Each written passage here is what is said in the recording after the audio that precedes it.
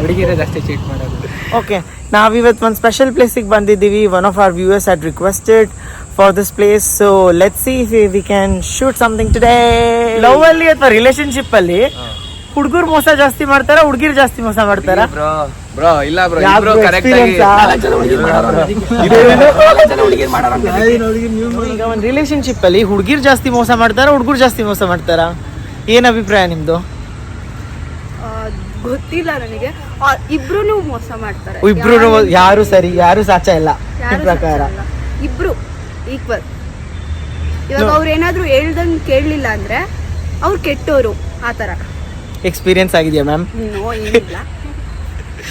Okay, ಒಂದು relationship ಅಲ್ಲಿ ಹುಡುಗಿರು ಜಾಸ್ತಿ ಚೀಟ್ ಮಾಡ್ತಾರ ಅಥವಾ ಹುಡುಗರು ಜಾಸ್ತಿ ಚೀಟ್ ಮಾಡ್ತಾರ? ಏನ್ ಅಂತೀರಾ? ಇಬ್ರು ಈಕ್ವಲ್ ಆಗಿ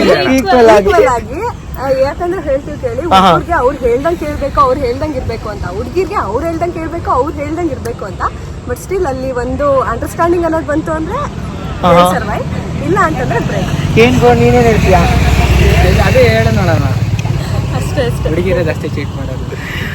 ಓಕೆ, SSIT ಲೊಕೇಶನ್ ಇದಂತೂ ಇವತ್ತಾಯ್ತು ಗೈಸ್. ಸೊ ನೆಕ್ಸ್ಟ್ ಎಪಿಸೋಡ್ ಎಲ್ಲಿ ಶೂಟ್ ಮಾಡ್ಬೇಕಂತ ಹೇಳ್ತೀರಾ? ಸೊ ಕಮೆಂಟ್ ಮಾಡಿ.